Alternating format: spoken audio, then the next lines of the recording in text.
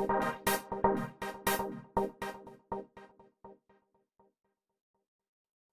are very, very happy to have you here. Please take it up. Thank you. Thank you. Oh. Thank you. Thanks, Vivek, for the very kind and flattering introduction, and also thank you for having me. It's a pleasure to be here in front of all of you today. Before I begin, two things. One, if anything I say is unclear, raise your hand, ask a question. The last thing, I don't want to listen to myself talk. I want this to make sense. If you have a question, just ask.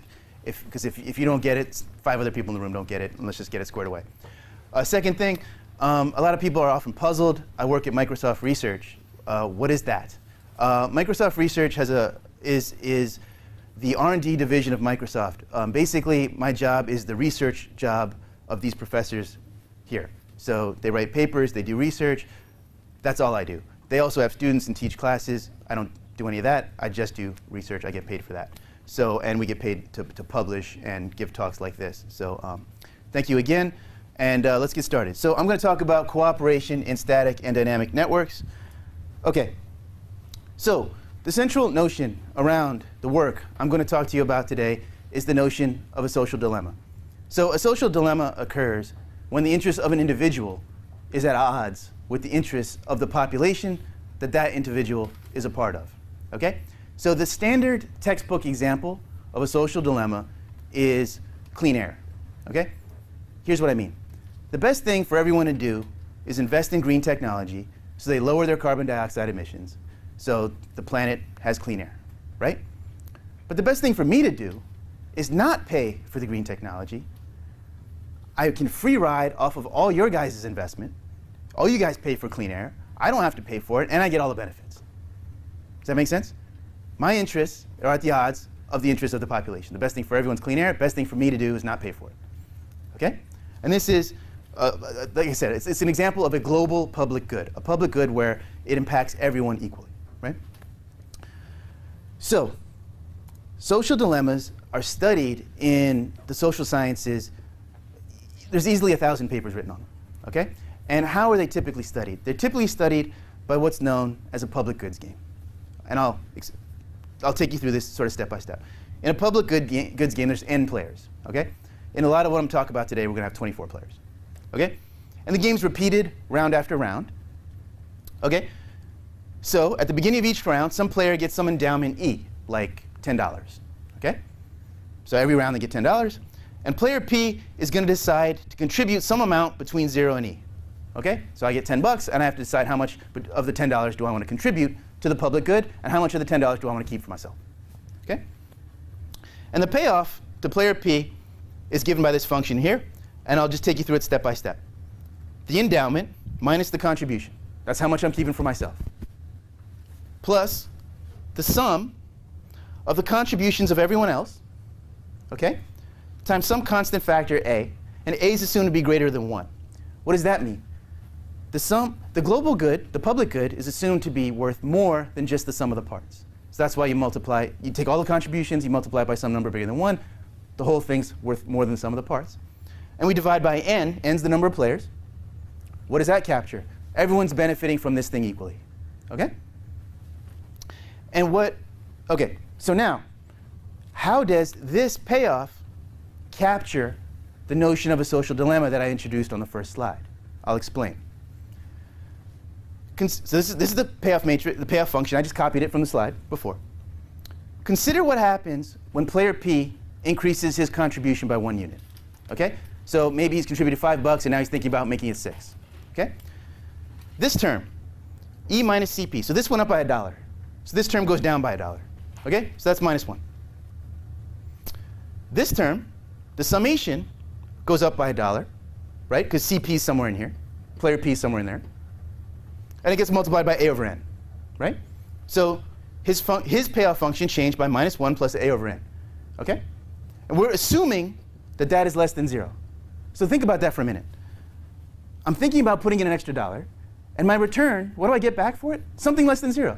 I'm thinking about putting in another $1, and I'm getting a negative amount back. So I'm not going to want to do that. The best thing for me to do is contribute 0. OK? Now, consider what happens to the sum of everyone's payoff if player P contributes $1. Again, this term, player P is going to boost it by $1, right? So it's a -1, okay? Now,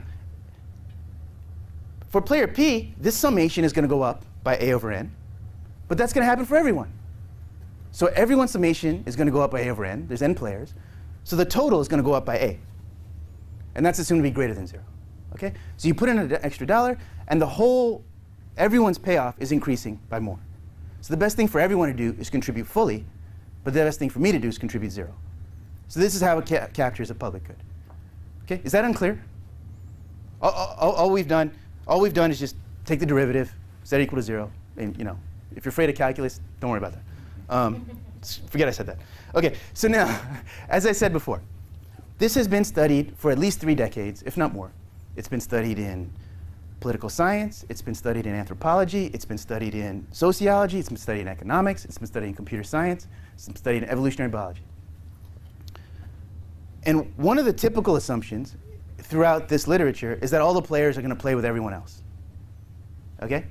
We're all playing this together. And that's our point of departure today. That's what we're going to attack. Okay?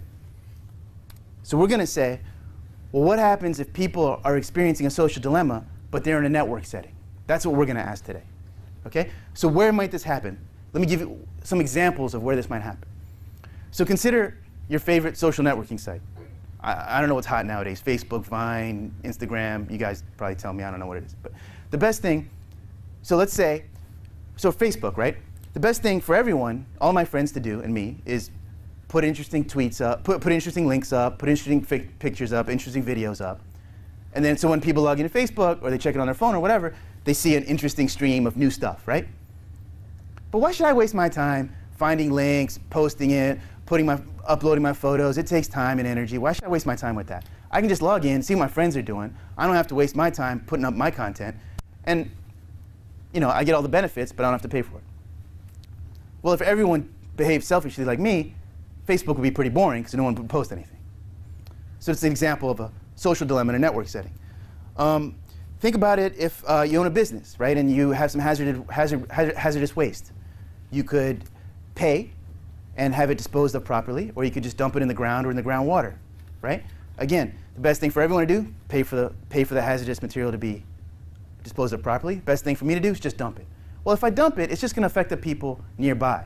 It's not going to affect the people in, say, California, right? So it's an example where my actions are a social dilemma, and they affect the people closer to me much more than the people far away. Similarly, a lot of you in the audience too young to think about this, but property values. So the best thing for everyone to do in a neighborhood is keep the lawns manicured and the house painted nice so we all have high property values. Why should I spend my Saturday afternoon mowing the lawn when everyone else can do it? I get the benefit of the high property values, I don't have to pay for it. Well, that might affect my neighborhood, but it might not affect, again, people 3 neighborhoods over, or people across the state, or people in a different country. And again, a lot of you guys probably have roommates. So like, think about upkeep in an apartment complex, like cleaning the bathroom, or upkeep of the park or the courtyard, right? So the best thing for you and your roommates to do, or the people in the apartment building to do, is keep the courtyard nice or the bathroom nice. Why should I waste my time cleaning the bathroom when I let my roommates do it? But if I get fed up of having a dirty bathroom, I can always just move out, right? So there you go. So examples of where these social dilemmas occur in a kind of a network setting, where your actions can impact other people much more than those further away. Okay, so now we're going to see how do we adapt that game I just showed you guys to the network setting. Okay? Given that we now see that these social dilemmas happen in a network setting, we're going to study them with this game. Let's figure out how to adapt this game to this setting. Again, there's going to be n players, and now they're going to be nodes in a network. So at each round, again, each player is going to get some endowment, E, say $10. And then the payoff to player P is going to be to contribute some amount between 0 and E with all the other players, same as before. The payoff to player P, the first part's the same as before. The endowment minus the contribution. So that's how much they want to keep for themselves. That hasn't changed. The new part's right here. The payoff to player P is going to be the sum of the contributions of player P and all player P's neighbors. So this gamma notation, that's gamma. Gamma of P is going to be all of P's neighbors, all the people next to P. So it's the sum of the contributions of P and everyone next to him, again, times A, some constant factor greater than 1. It captures the fact that the public good is worth more than just the sum of the contributions, divided by D plus 1. What's D? D is the number of neighbors A has. Okay? So it's going to be all my neighbors' contributions summed up times A divided by D plus 1. D for all my neighbors, 1 for me. So it captures the fact that the public good is enjoyed equally by player P and all his neighbors. And we're going to use regular graphs where everyone has the same number of friends, same number of neighbors. So D is going to be the same for everyone. Right. Oh, right. And that's and this is the returns from contribution. Yeah. Questions?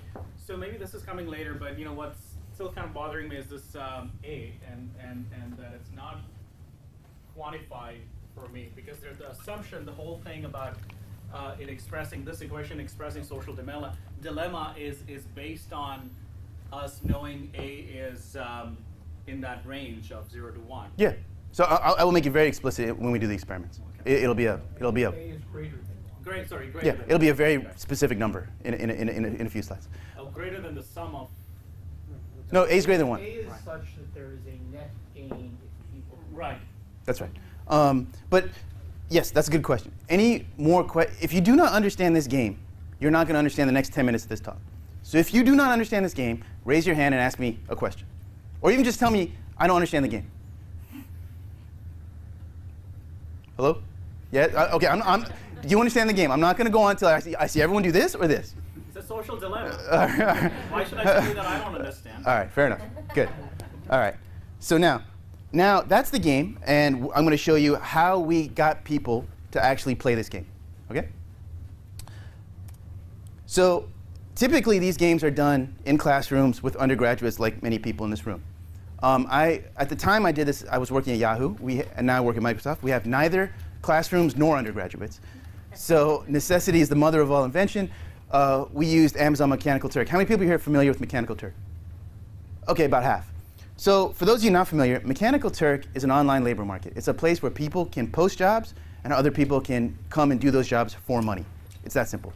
It's www.mturk.com. So what did we do? We posted the job. What was the job? It was the experiment. And the participants were the workers on this website. Okay? And we used Mechanical Turk as a way to recruit people and a way to pay people. It's that simple. So we did this online. So we didn't get people in a room. We got people stayed in their living rooms. OK. And typically, just so you guys know, Mechanical Turk is often used for things that are easy for humans but hard for computers, things like image tagging, website classification, verification, things like that. But we were using it for this other thing. Yeah? So your worker, your subjects have absolutely no connection to it. Mm-hmm. That's right. And they think they're just getting paid to do Mechanical Turk work. No, I'll get to that in a minute. Actually, I'll get to that right now. The first thing we did was we gave them a quiz. We gave them all the instructions, and we gave them a quiz saying, this is what you're going to do. These are the rules of the game. And then we gave them a quiz to make sure they understood it. So they knew that this game was coming. Everything I just showed you with the summations and the whole 9 yards. And so not only did they know that they understood the game, but they also knew that everyone they were playing with understood the game. So first they passed a quiz. It was a 10-round game, 45 seconds for the first 2 rounds, 30 seconds for the rest. We did the game in terms of points. So the endowment for each round was 10 points. The marginal rate of return, that is A over D plus 1, was 0.4. And where do we get this number from? This is a very well-respected, well-cited, very tightly controlled lab study done in Europe. And we wanted to replicate that study. And I'll talk about that in a minute. So we used their parameters so we could replicate their study online. So the payoff was, to each player was 10 minus their contribution plus 0.4 times the contribution of themselves and all their neighbors. And in most of what I'm going to talk to you about today, N was 24. We had 24 people working together simultaneously. In a few slides, you'll see something where N is 4. We gave them 50 cents for passing the quiz plus a half a cent per point. So typically, they'd make about $1.50, $2 for a game. It'd take about 10 minutes. OK, this is a screenshot of what they saw. So for those not familiar with Mechanical Turk, everything in this box right here is my code running on my server. It's in an iframe. Everything out here is Mechanical Turk running on their code, their code running on their server. And it's a little hard to see, so I'll zoom in on the right panel, then I'll zoom in on the left panel. On the right panel, round 2 out of 10. The total number of points you've accrued so far is 14. The budget for this round is 10. And you have 25 seconds left. Please enter your contribution. Okay? The left panel says, this is you. These are your neighbors. And each node is annotated with how much they contributed last round. Okay? Any questions about the setup of this experiment? Because I'm about to go to the results. So if you don't understand the setup, the results aren't going to make any sense. Is there any no contextual information whatsoever? What do you mean by that? You play the game, you want to understand much larger picture. You just don't give them any assumptions. I see. Like, did I give them like a story about like, you know, Yes. like, you know, we're trying to clean up the environment or, yeah. No, we didn't.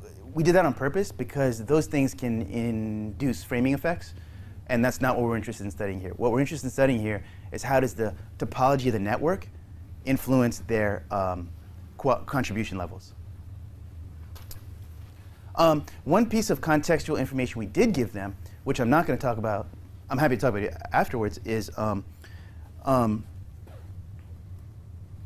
in some treatments, we let them see themselves and their neighbors. In some, we let them see themselves, their neighbors, and the edges between their neighbors. In some, we let them see themselves, their neighbors, and their neighbors' neighbors. And in some, we let them see the whole graph. But like I said, I'm not going to talk much about that today. Yeah? I think I missed that. How are the neighbors calculated? Give me a minute. You didn't miss that. Okay. Yeah. More questions? They can't communicate. That's right. There's no way for somebody to say to somebody else, if we all put in 10 points, we'll get 96. No, but that, there's no way for them to do that. However, that was tested in the quiz. So they did all know that. By the way, just as a side note, it's known that if you let people talk, I'm actually going to give something away. So I'm going to come back to that. I'm going to come back to that in a minute. Okay, so let me get to the point. Okay, the first thing we wanted to do, like I said, was compare Mechanical Turk. Up until this point in time, this is about 2010, no one had done an experiment with a lot of people interacting at the same time on Mechanical Turk. So we wanted to check, does this work? Can you do this, A, and B, do the results match up with what people did in the labs with undergraduates? That's the first thing we did. So the first set of experiments, we had cliques. So 4 people all connected to each other, size 4. And because that's what these guys, Fair and Gachter, did in their sort of influential study. So on the x-axis here I have 10 rounds. Y-axis here I have the average contribution of all the players. Okay. The gray curve, oh man, that's hard to see. Sorry about that. This is the gray curve, is what they got. The black curve is what we got. Okay? Now,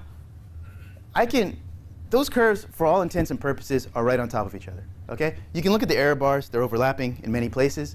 You can do statistical tests on the round over round contributions on any given round. You cannot reject the null hypothesis that they're the same. This gave us a lot of hope that our results would carry over. This was kind of that the instrument we were using was well calibrated to other instruments that other people use. So this was really encouraging for us. Okay, now, Chirag asked me, what were the networks we used, right? These are the networks we used. We used 5 different networks. So the first network was 4 cliques of size 6. So 6 people, all connected to each other, replicated 4 times. So that's 24. The second network, we call it paired cliques. So how do you get from paired cliques to paired cliques from cliques? Here's what you do. Node U used to be connected to V, and X used to be connected to Y. So all you do is make U connected to X and V connected to Y. So you just take two edges and swap their endpoints. Okay? You do that twice, you get this. Do it twice more, you get that. You do it a few times at random, you get a small world graph. I'll go over what that is in a minute. And you do infinitely many times at random, you get a random regular graph. Okay. Why do we do this funny transformation? It preserves the number of edges in the graph. Okay? And every node's degree. Okay? And what I'll show you in a minute is it changes a few structural properties of the graph. But before I show you that, what do you guys, was there an effect of the network topology on people's contribution behaviors? Okay, on people's playing in this game. Which of these, if so, which of these networks had the highest contribution levels? Which of these networks had the lowest contribution levels? And Vivek can't answer that because I know he knows the answer. I need one brave soul. If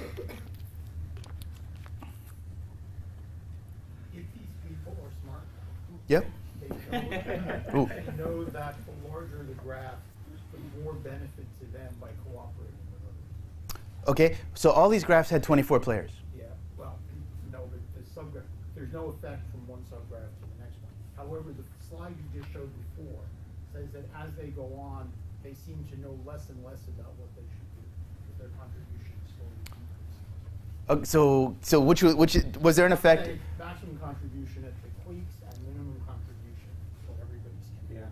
Yeah. All right, all right, and we even have a little bit of consensus. This is great. Okay, lovely, love it, love it. You guys are great. All right. Okay, so here's what we thought. So you guys were kind and told me what you thought, and here's, I'll tell you what we thought. If you look in the literature, people are known as what is they're known to be conditional cooperators. Here's how that works. I will contribute more, the more my friends contribute. The more people connected to me contribute, the more I'm going to contribute. Okay? So we thought, okay, say there's a guy, he's contributing the full amount, 10, right? We thought that's going to have a positive impact on his neighbors, right? It's conditional cooperators. The more I contribute, the more my neighbors contribute, the more I contribute. But we thought, hey, wait a minute. If these guys are connected, there's going to be kind of a knock-on effect. Like, they got a positive influence, they got a positive influence, and now that's going to even, this edge is going to reinforce that positive influence. There's going to be even bigger positive influence. Okay? So we thought if there's more triangles in the graph, there would be higher contribution levels. Okay? And this matches your guys' intuition. Do you guys know what the clustering coefficient of a graph is? No? Yes? No? Okay, I get some blank and some no, and some yes. Okay, clustering coefficient is very, very simple. Very simple. You go to every node, and you count the number of triangles incident on that node, that contain that node. Divide by the number of possible triangles that could be incident on that node, given its degree. Do that for every node, average them all together. There you go. Okay? It's that simple. If you didn't catch that, don't worry about it. These are the graphs. The clustering coefficient of cliques is 1, and as you go down, the clustering coefficient goes down and down and down. So the number of triangles goes down and down and down. So there's 10 times more triangles on average in the cliques topology than the random regular topology. That's all you need to know. The number of triangles goes down. Okay? Okay. So on the x-axis here, I have round. On the y-axis, I have average contribution level. I'm going to show you 5 curves, one for every graph. Okay? So here's what we found. So you might look at this, as I first did, and think, oh, wait, wow. You know, the paired cliques topology is on top. It had the highest contribution levels. Well, not quite. Not so much. Hang on a minute. A couple things to observe. First off, observe that the error bars of basically all these things are overlapping. A. B. Think about the first round for a minute. Think about the first round. The network could not have had any impact on the first round contributions. Okay? Nothing's happened. I put you in a network. You don't even know you're in a network. Nothing's happened, right? So your contribution levels couldn't have changed. So this is just noise. You know, people just do different things different times. And this amount of noise persists the whole way through, right? And finally, if you can do statistical tests on the round over round contributions, again, you can't reject the null hypothesis that these are the same. So what happened here? We thought there was going to be reinforcement of those triangles like I showed you a few slides ago. Turns out there wasn't. We were wrong. So that's the conclusion of this first part of this first study. There was no reinforcement of triangles. So what happened? Now, if you look in the literature, here's what's known. There's 3 kinds of players in this kind of game. There's cooperators, people who contribute the full amount pretty much the whole time. There's defectors, there's selfish people like me. They contribute nothing basically the whole time. And then, like I said, there's conditional cooperators. The more my neighbors contribute, the more I contribute. And they typically make up about half the population. So here's what was happening. And this is from the literature. If you take a conditional cooperator and he interacts with a mix of other types. Some of those types are going to be defectors. I'm a conditional cooperator. I see a guy contributing nothing. That's going to make me contribute less because I'm a conditional cooperator. Well, 50% of the population is just like me, so they're going to start contributing less. And then it's going to unwind. And that's why you see the steady decline. Okay? So that's what we're going to attack in the second part of this talk, is we're going to say, what happens if you let people choose not just their action, how much they want to contribute, but also who they're interacting with? Does that make sense? So the idea is, can we let these conditional cooperators say, hey, wait a minute, that guy's not contributing anything. I want to get away from him. I'm going to cut that link. You know, that guy's not keeping the bathroom clean. I'm going to move out of that apartment. You know, that's what we're going to attack in the next part. So, yeah. But the conditional cooperators are also connected to cooperators. Mm-hmm. Are you saying that they are influenced by defectors more so than the cooperators? Also, it's typical that the fraction of defectors tends to outweigh the fraction of cooperators. Right. So, I mean, moreover, it just takes a few conditional cooperators to cave, and then it starts to unwind. Okay. Because the one thing that's not seen in your graph so far is the weights. The weights? Yeah. So I mean, I would think that there would be a way to explain this using weights between the nodes, right? In terms of if they are if they are defectors or cooperators or conditional cooperators. I'm not sure I'm following what do you mean by weight? So as a conditional cooperator, if I'm connected to 2 cooperators and 1 defectors versus 2 defectors and 1 cooperators, I would think that I would be more likely to defect in the latter case. Yeah. Oh, lovely, lovely. So where that paper goes is we tested exactly that. So we had nodes that were dummy nodes. They would play however we prescribed. Okay, either pay the full amount or 0. Okay, and then we could analyze specifically how much did this boost and how much did contributing more boost and how much did contributing 0 detract. And it turns out a couple things. If you can seed cooperation and you can seed defection, A, and B, the other thing it turns out is if you get too many cooperators around you, you actually start to free ride because you're going to take advantage of them. So it kind of wraps around. So what I'm saying is there's a powerful attraction to defection because not only do defectors bring it down, but even too many cooperators bring it down. Okay. So it seems that there is a sweet spot. Not one that's stable. Okay. Yeah. Any questions? More questions?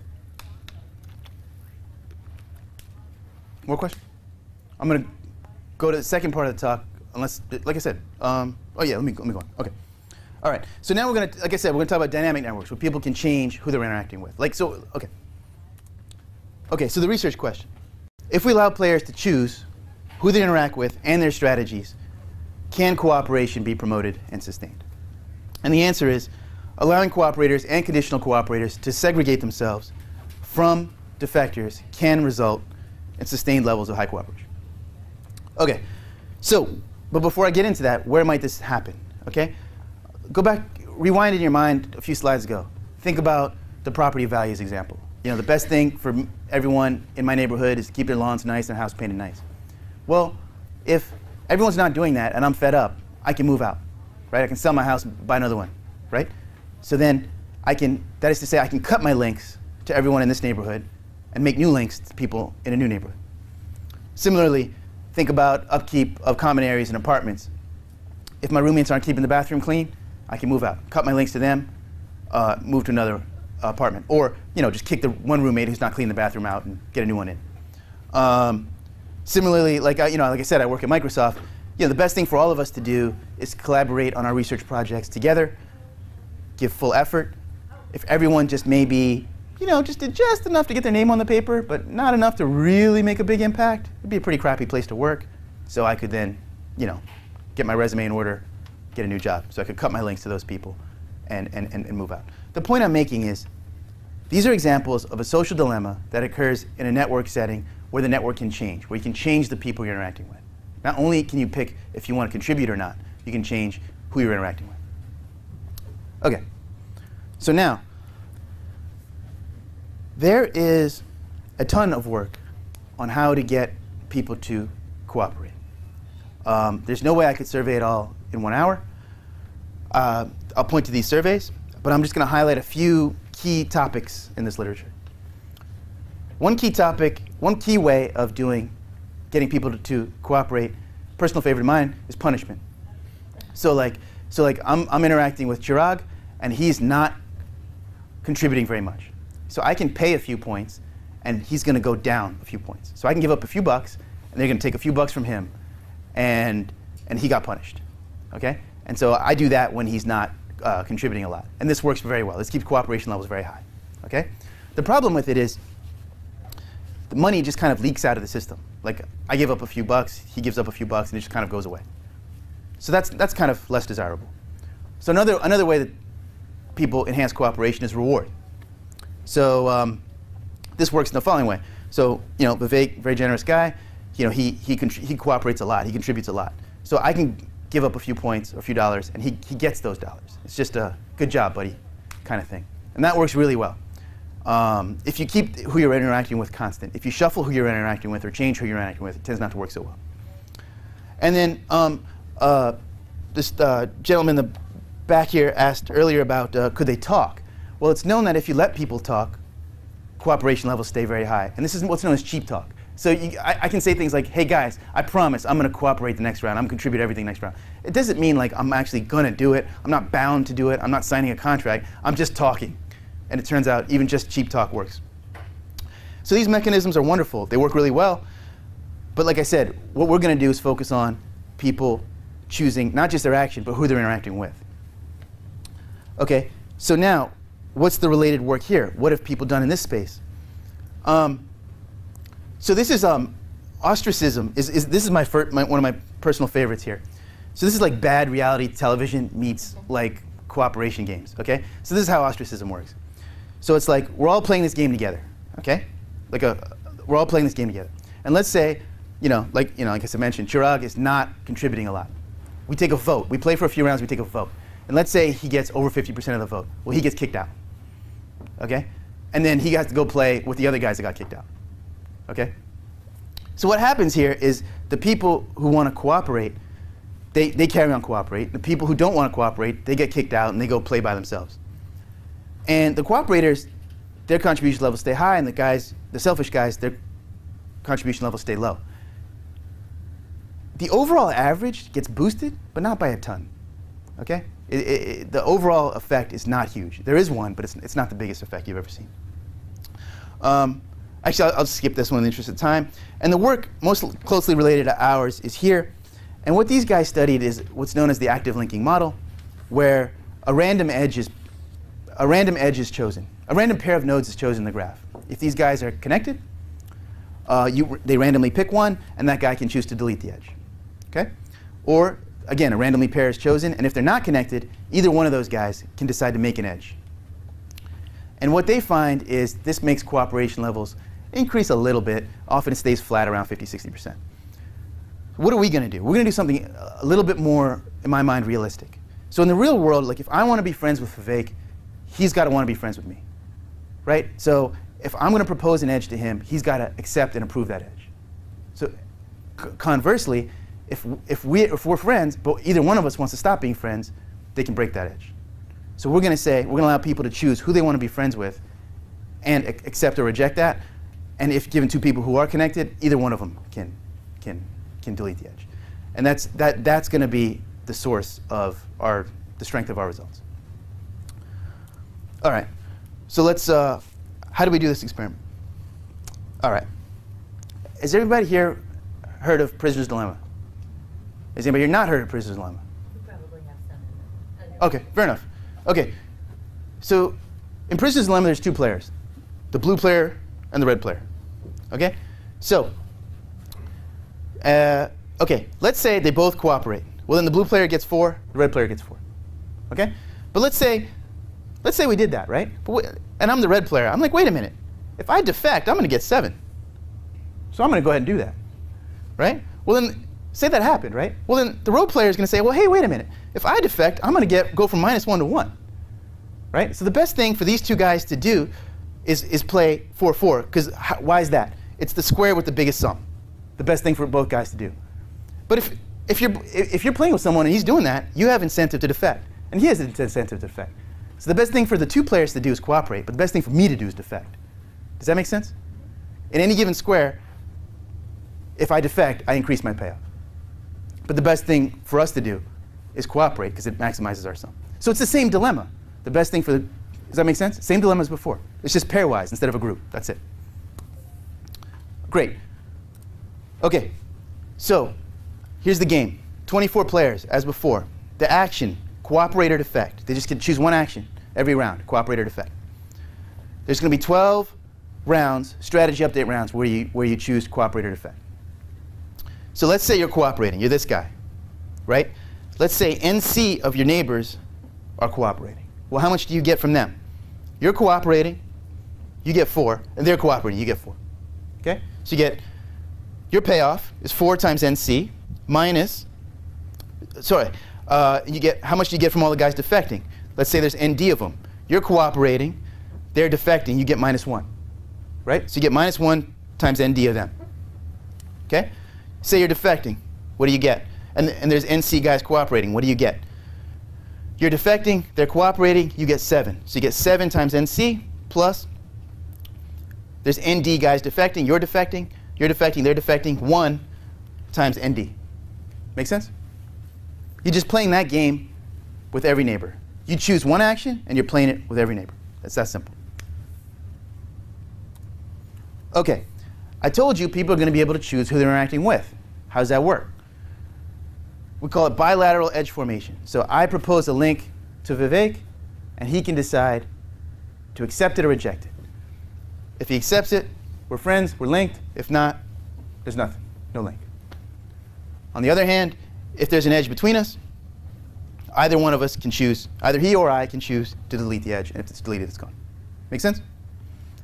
So that's how we choose our action, and that's how we choose our friends, our neighbors. How do we interleave these? Like, you know, in the game, these have to happen together, right? So how are we going to do that? Here's what we do. I call it a 3x3 plus 1 design. So after every 1, 3, or 6 rounds where we choose our strategy, we can update 1, 3, or 5 links. OK? And so we do all, so there's three parameters here, 3 parameters here. We do all 9 combinations. Plus 1 where there's no rewiring. It's just static, like before. OK, so in this example, R was 3. So after every 3 strategy update rounds, you get to rewire k equals 5 links. After the next 3, rewire 5 links. After the next 3, rewire 5 links. After the next 3, the game ends. OK? So in this example, every single person got 15 chances to rewire. That's going to come up in a minute. OK? In this example, R was 6, k was 3. So after 6 rounds, you could rewire 3 links, and then after 6 rounds, the game would end. And we did this, like I said, static case with no rewire. All right. I see some puzzled looks. Any questions?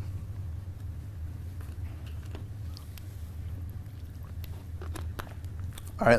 I'm still going to talk about the design, so if the questions come up, raise your hand. OK, this is a screenshot.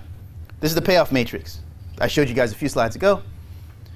These are the guys connected to you. This is the last 5 rounds of what they did. These are the guys not connected to you, the last 5 rounds of what they did. And you can choose what you want to do, cooperate or defect. So how do we needed a network to start in, right? What networks did we use? Half the experiments we started with this topology. Half the networks we started with that topology. OK? OK, I'm going to go on to talk about the results. But I'm going to stop here. Before I talk about the results, any questions about the setup? If the setup doesn't make sense, you're not going to understand the results. So, anybody? Yeah, I'm not going on until I get yes, I understand, or no, I don't understand. All right. All right. OK. OK. So on the x-axis here, I have the total number of rewirings, partner updates per player. OK? And the y-axis, I have the fraction of time they chose to cooperate, as opposed to defect. This little black dot here is the static case, no rewiring. These guys got 1 link to change in the whole game. These guys got 3 links to choose in the whole game. These guys got 5.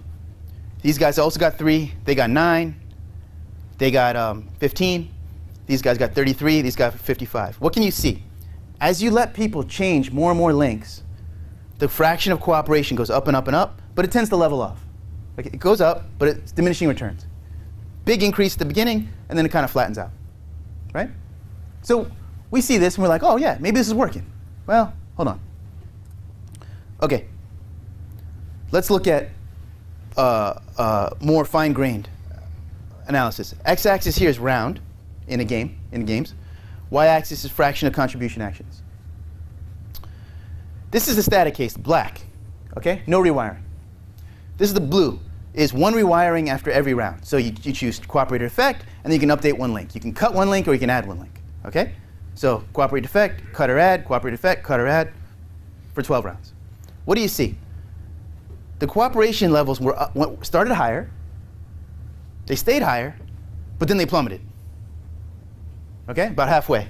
You'll see about halfway they started going down. Green is 3 rewirings every round. Red is 5 rewirings every round. Same behavior. OK? So I would say cooperation was promoted, but it wasn't sustained. So what's going on? I'm going to walk you through one game. They started with the cliques, and they could do 5 rewirings every round. OK? A white node means cooperate. It cooperated in the last round. And a gray node means it's defected. After round 1, they just added a bunch of edges. Everyone's cooperating. After round 2, they added a bunch of edges. That guy's defecting. Everyone else is cooperating. After round 3, 3 defectors. Everyone's cooperating. Added a bunch of edges. Looks like a hairball, I know. After round 4, after round 5, after round 6. OK, here's round 7. This is what I want you to focus on. There's 4 defectors here. And these guys are connected to these 4 guys. OK? So 4 out of 24 defecting. Watch what happens. We're about halfway through, just over halfway through. More defectors, about half defectors, maybe 3/4. Almost everyone. Last round. So remember when I showed you it was high about round 7 and then it plummeted? That's what happened. What did you just see?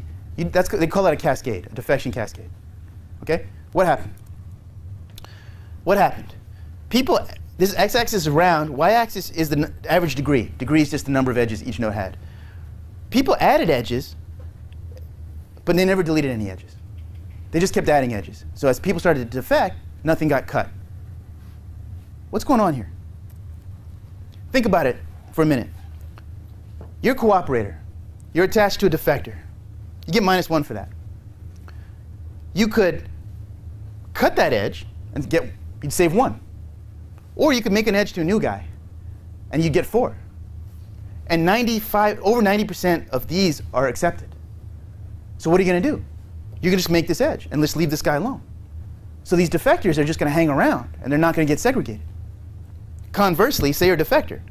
Well, you get a positive if you're attached to a defector. You're going to get positive if you're attached to a cooperator. So you're happy either way. You're not going to delete the edges. So we tried to let the conditional cooperators segregate themselves from the defectors, and we failed. One of the beautiful things of Mechanical Turk is you want to change your experiment, you just hit backspace a few times, change one parameter file, launch it again, and you're done. So that's exactly what we did. This is the old payoff matrix. I showed it to you a few slides ago. This is the new one. So now if you're a cooperator, you're attached to a defector, you get -5. OK? So if the option is cut this or add that, you're going to get better off cutting that. Same thing, if you're a defector, we're going to say you get -1 attached to a defector. Now let's rerun the experiment, see what happens. X-axis is round. Y-axis, fraction of contribution actions. Black curve, static, no rewiring. OK, red curve, you saw it before. It was 5 rewirings every round with the old payoffs. Blue curve, 5 rewirings every round with the new payoffs. What do you see? Contribution levels stay above 90% for all but the last 2 rounds. This is known as the endgame effect, and I'll show it to you in a minute. The endgame effect is people see the end coming, and they're just like, oh, man, I'm going to screw the other guy. I'm going to defect. And it's known that people can do that about 2.5 steps from the end. And that's what you're seeing here. OK? So, but I'll show it to you in 1 second. And just to show you I'm not cherry picking, blue curve, 1 rewiring every round with the new payoffs. Green curve, sorry, red curve, 5 rewirings every round, new payoffs. And the green curve was something new, 23 rewirings every round. You could change every link you wanted. Okay? And it turns out it's right on top of the red curve. So 5 was enough. Just letting people do whatever they wanted was enough. Okay. So I'm going to walk you through an example. Here's what happened. 5 rewirings every round, new payoffs, started with the same topology, right? White node means defected last round, gray node means, white node means cooperated last round, gray node means defected. Added a bunch of edges, everyone's cooperating, 100% cooperation. After round 2, 100% cooperation. Round 3. This is essentially a clique. Everyone's almost essentially connected to everyone. Round 6, no one is defected yet. Round 7, 8, 9. Oh, look what happened to him. This guy defected, and everyone cut their links to him except for one guy. Maybe he wasn't paying attention. I don't know.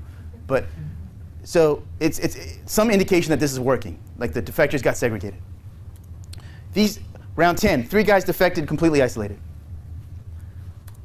We're getting to the end now. Round 11, a few guys defected, but they're mostly isolated. And this is, if you want to see Endgame Effect, this is the Endgame Effect. Everyone defected last round. Okay. So, and just to show you a little bit more quantitatively, x-axis is round, y-axis is degree. People added edges. As people started to defect, the degree went down. They started to cut them. OK, same as before. X-axis is the total number of edge updates each player got. Y-axis is fraction of cooperation actions. This is static.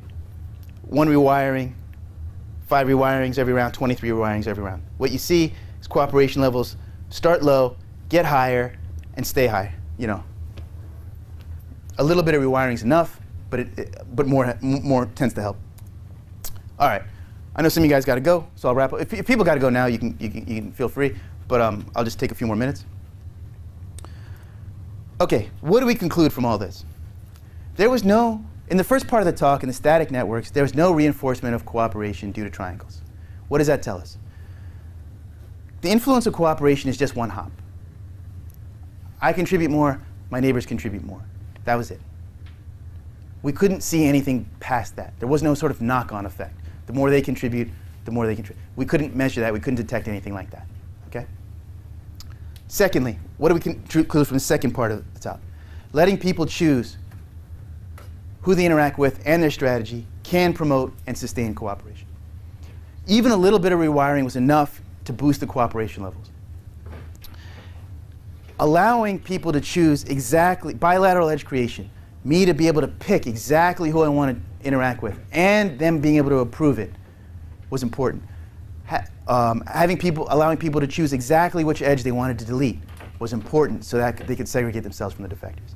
So letting people choose, and moreover, we needed to make deleting edges worthwhile, right? In the first round, we didn't have it. It wasn't worthwhile. In the second round, it was.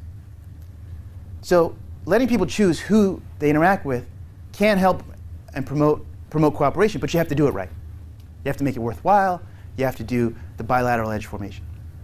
So this is a promising new tool for enhancing cooperation. OK. And then just so you guys know, we did 2 more papers based on this data. These behavioral experiments were done a few years ago, and then this is more recent stuff. Basically, what we did was, in both cases, we gathered this behavioral data, and we wanted to train models based on human data. You can come up with any model you want. That's fine. But we wanted to build our models based on what people actually did. So in this paper, we built agent-based models, learned from this data, and we were trying them out in new networks and new settings to generate new hypotheses that we could then test experimentally. And in this paper, this first paper was done with Michael Wunder, an alumnus of this fine university, and Duncan Watts. And in the second paper, which was done with Winter Mason, who's a data scientist at Facebook, we were studying learning. So we have a lot of data. We had 3 different cooperation games, some that Winter did, some that I did, some that Duncan did, and some of us did together. 3 different cooperation games, some people playing like up to 100 times. So how do people learn in this setting? That's what we were asking there. Where am I going with all this? And Vivek hinted at it at the beginning of this talk. One of the motivating questions that I've been working on for the past, I don't even know, 5, 7, 10 years, is how does network topology influence people's behavior? And also the converse. How do people's behavior influence the topology? So first we showed, back in my thesis work, I showed network topology influences people's ability to coordinate. In the first part of the talk, we showed it does not influence their ability to cooperate. But if you look at the converse question, how does behavior influence topology? That was the second part of the talk. And we showed that people's behavior can influence the topology of the network around them. And then this is done, like I said, on a crowdsourcing site. So I sort of became interested in crowdsourcing for its own sake. And so Mary Gray is an ethnographer who works with, she works at Microsoft Research Boston. And she and I teamed up. Actually, she's just flying back from India as we speak. She's interviewed about, I think, over 50 crowd workers in India, and then we're going to start interviewing crowd workers in the US. Who are these people? Why do they do crowd work? How does it fit into their lives? How do their behaviors scale up to the entire crowdsourcing system? How does their micro-level behavior impact the macro-level behavior of crowdsourcing systems? These are research questions we're after. And then finally, Andrew Mao is a very talented graduate student at Harvard. He and Duncan and I and Winter are working on how do groups solve problems together online. And I'm getting to the end, so maybe I'll skip that. But I've sort of figured out how to do experiments in crowdsourcing sites, and Andrew and Duncan and I were working on building a virtual lab where I've done experiments with hundreds of people. Can we do experiments with thousands of people, tens of thousands of people? Can we build a virtual lab built just for doing behavioral experiments? And we're starting that now. And Dan Goldstein's also involved with that. I'd like to just thank you all for your attention, and also my collaborators are all listed here, and the papers I talked about are all listed here. I'll take questions.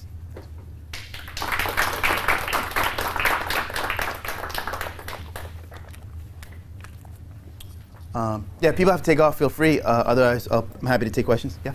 The examples you started with, like whether your real estate value goes up if your neighbors mow their lawn, are all cases where the people involved are close together, have a long-standing relation, and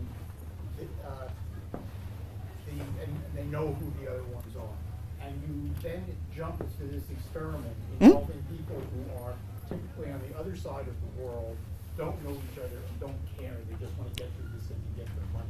I really have trouble seeing that as a comparable situation. Sure. I can buy that. Couple things. One, when you go to the experimental setting, you have to. I mean, I would love to do randomized experiments with people over their entire lifetimes. If you know how to do that, please, enlighten me. I would sign up for that any which way I could. Part of the reason we want to build this virtual lab is that we can do more longitudinal studies. Here's what I mean. The churn rate on Mechanical Turk is phenomenal. I have panels of workers that do my experiments, maybe 200, 300, and then 6 months later, they're almost all gone. So it's hopeless if you want to do this kind of, exactly what you're proposing there. The hope is if we could figure this problem out and get people to take part in this virtual lab over time, we can answer more long-standing questions like that. Yeah?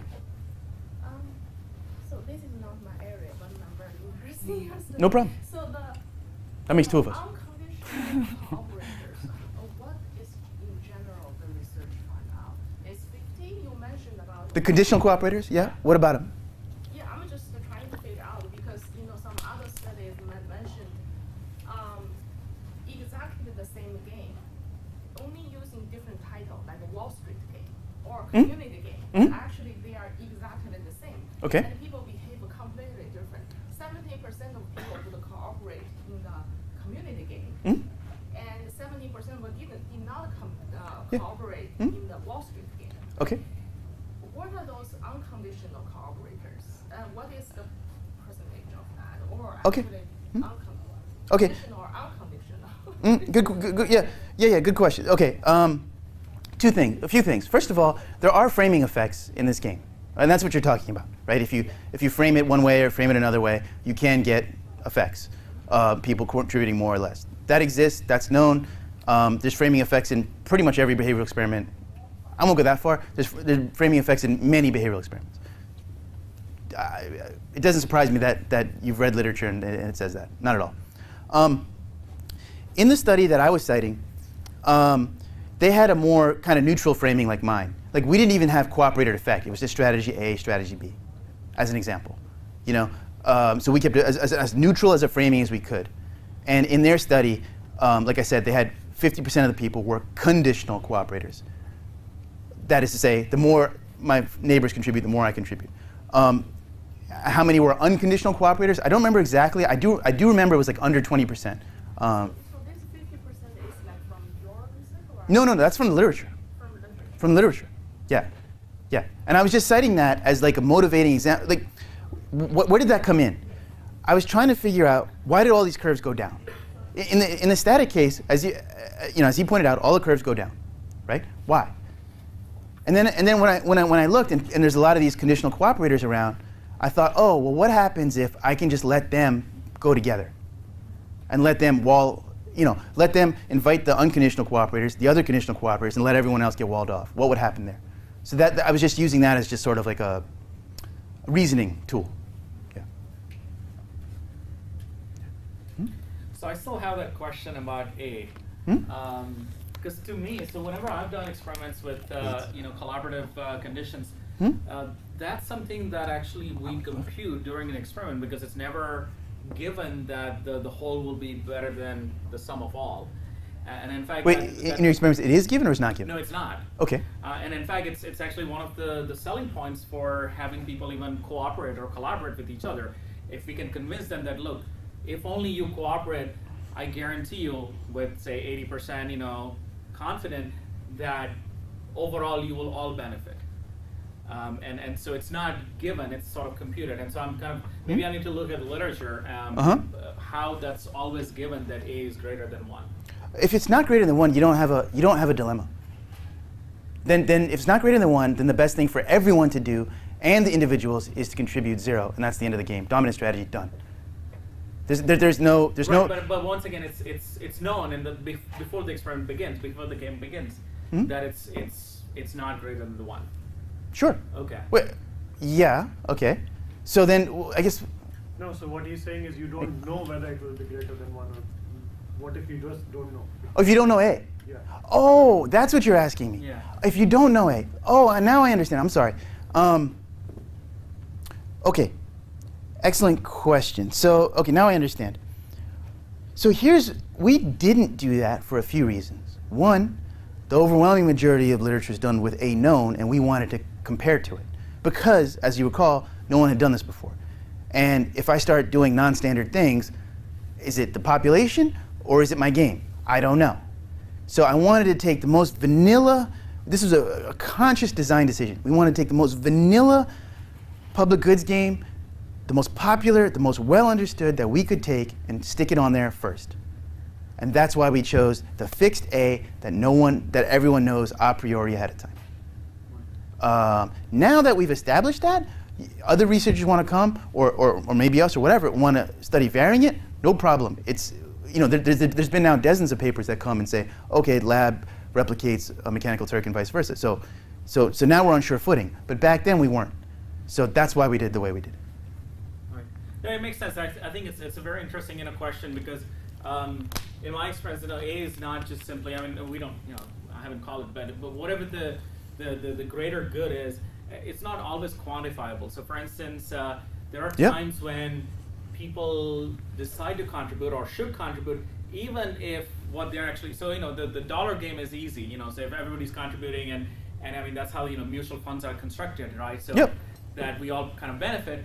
But there are times when it's not as simple as just dollar contribution and dollar contribution back, but there's something else to be gained, right? I 100% agree. Like, how am I going to quantify, the benefit to the planet of lower carbon dioxide emissions? Like, that's an impossible thing to do. But you do know in a lot of these cases that the benefit is more than just the sum of the parts. For example, in the public goods case, in the clean air case, like, I don't just benefit, my kids benefit, their kids benefit, et cetera, et cetera. So you can't make a concrete argument that it is greater than 1. You might not know how much bigger, but you at least know what it is. Right. Yeah, climate change is definitely a good a topic where Yeah. some people will just never buy that there's any. That may be. Well, I have a question, but I Sure. can't figure out how to ask it. My area of interest is collaboration between doctors and patients. Okay. In particular, this idea that the patient is their expert of their health over the course of the whole year, but they only go to the doctor certain times, and the whole idea is that they should develop shared care plans, that the patients and the doctor should collaborate, cooperate with each other. They do create a small network, but it's not. There's not a lot of interaction, and we know that patient contributions and collaboration with the doctors falls off very quickly after they leave. So, is there a way for this work to inform how we get patients and doctors to, again, not just talk to each other, but to actually collaborate with each other, which could mean patients sharing data back to the doctor. Yeah. A couple of things come to mind. So first of all, like I mentioned, like cheap talk makes people cooperate more, right? So if there was just an open channel, a more open channel between the doctor and the patient, the prediction would be that would help. As a very concrete example, my own brother is a doctor, and he actually, you might find this nuts, he actually texts his patients a lot. I find that a little unusual. Yeah. As an example, yeah. So, if a patient, I've known him, patient has complications, whatever, and he can, he's done that in the past. Check up on him, make sure taking the meds, whatever. Infection, no, that kind of thing. So that's one idea. Second idea, this comes from the fitness literature as well as the cooperation literature, is rewards. Yeah, if a big problem doctors have, for example, is letting people taking the whole course of antibiotics, right? You have to take it twice a day for 10 days, and your stomach gets upset, blah, blah, blah. Well, what if there's a reward at the end? Maybe you knock $50 off the fee of the visit or something like that. Maybe less wait time next time. Whatever, these kinds of things, $50 off, $10 iTunes gift card, whatever, these kinds of things. There's another idea. So those are sort of ideas from the literature there. Yeah. So I had a question about how much do we know the participants understood the game, and also it's an information literacy or awareness question. So if we just, instead of text, if we showed it in a network representation or something else, that would have an effect. Yeah. But also, how did you test that they understood the game? And you said you had quizzes? Or? Yeah, exactly. So they all took a quiz at the beginning. And I have to be honest, I made a very hard quiz. Okay, and I'll be honest, I thought the pass rate of this quiz was going to be 20%. It was my prediction. It was over 80%. I was stunned. I couldn't even do it in my head. Because there's summations, there's fractions. Like I need a piece of paper to do it. I couldn't even just do it in my head, right? Despite the fact that I built the game, right? I couldn't do it in my head. What if they offered people 25 cents on mechanical turk for someone else to do the quiz? So yeah, I mean, they could have, but then see the one good thing about this is you're almost testing like rationality, right? They're incentivized the incentives are all going in the right direction. They're incentivized to understand the game. They're incentivized to play well. They're incentivized, the incentives were real. Like if everyone cooperated, and contributed a lot, they would all get the highest payoff. But the best thing for them to do was contribute zero. So it was very much in line. So that's why a lot of these sort of shenanigans that you might think of kind of we couldn't detect anything like that. Is there any way to study altruism through this mechanism? Well, the people who are contributing a lot, no matter what their neighbors were, are definitely altruism. Yeah, and we did study that. There's an offshoot of that first paper, not an offshoot, it's in the paper, but I didn't talk about it, was we actually tested that. If some nodes were just artificially subsidized to contribute fully, their neighbors contributed more. But then if you make two nodes that contribute fully and you're attached to them, you actually start to contribute less. So yeah. So I would like to add Michael's question about the very beginning, the setting, the real setting, jump into mechanical Turk's experiment. So I have always convinced myself like lab experiment is how people actually, even though without any real context, but people really bring their social behavior in everyday life into lab. So in this way, whatever you find out really convincing, right? But I actually serve as a CSCW HCI, Mm? the committee members. A lot of people is really just challenging this kind of notion about, passing the work through mechanical Turks, right? And your research may be not that matter from my understanding at this point, but a lot of qualitative coding, and they ask the mechanical Turks people to do. Oh, I see. What? I see. Yeah. The Yeah. online Yeah. kind of patient support group, how to analyze their emotional support or informational support, they actually really invite the mechanical Turks people to do that. And then, so my question is really about, your colleagues' research is how different actually mechanical Turks works. Their, computer literacy or in general literacy or whatever, how they are different from general population. Why this study is not conducted, you can design a field study. For instance, if you can find the online social network, which is really good, why won't you run this test through normal people rather than mechanical Turks? Good, excellent questions. Okay, first of all, there's a lot of parts to the question. So first of all, how does the population different? That was part of your question, right? First of all, think about it for a minute. These people are making money online.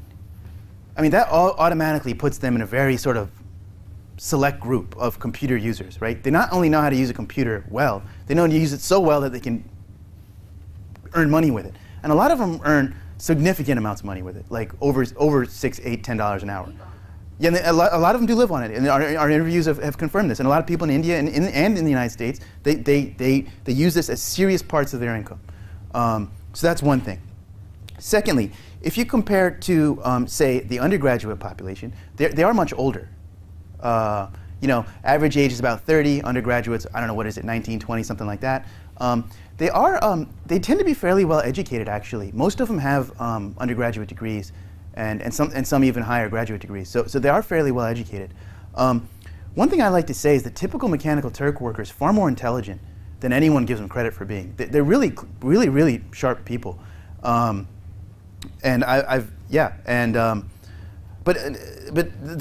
another part of your question, though, towards the end was about. Why won't you run through? That's it. Yeah, exactly. This is an excellent question, and we thought about doing this too.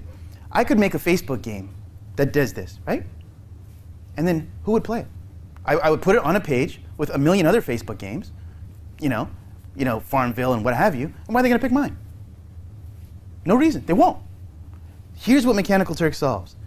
It gets you the labor pool, and it gives you a way to pay them.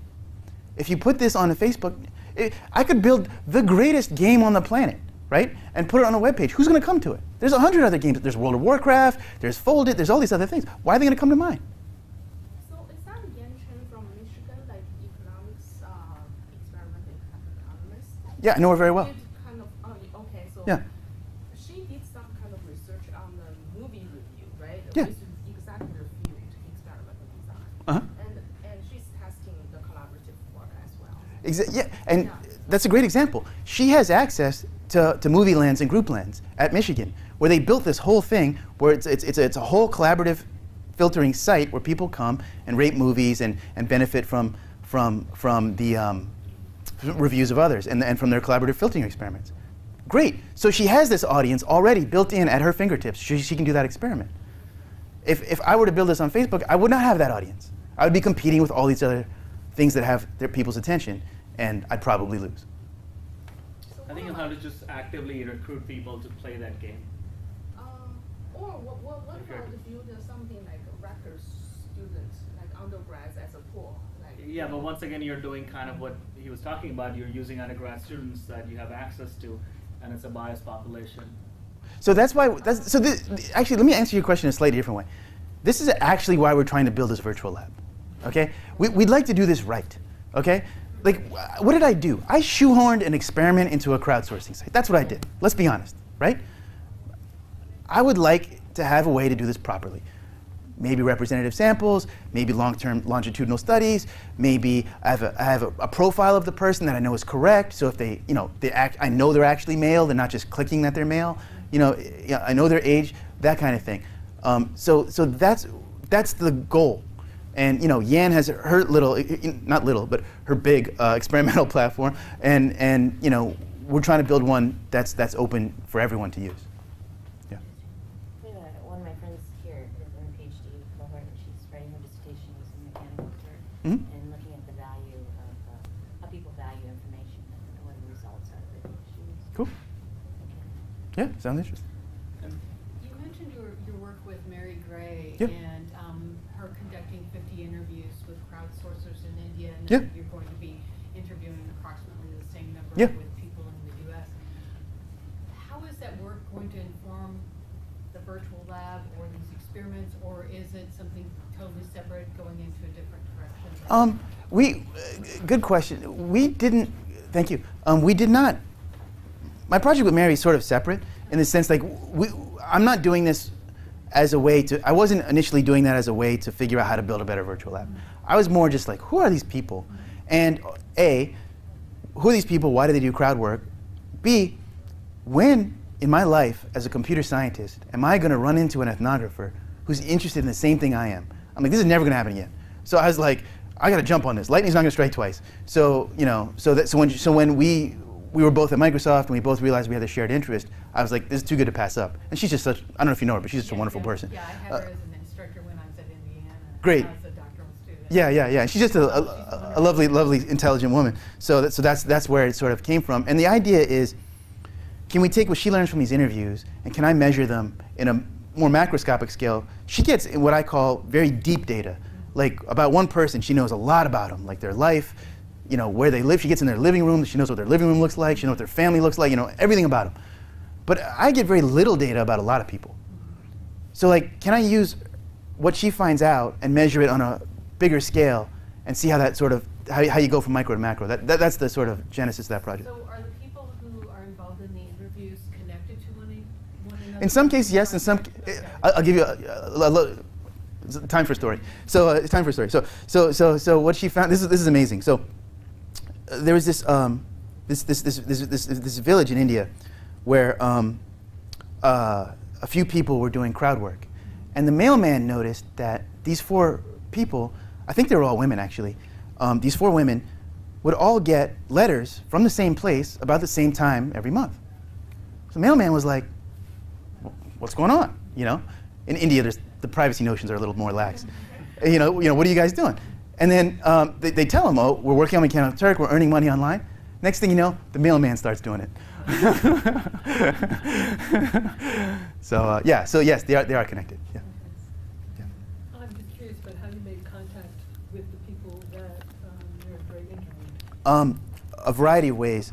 And this is one early example of how she and I kind of collaborated. One was we put surveys up. We had asked them to do it, and at the end of the survey, said, "Hey, would you like to be interviewed for extra money?"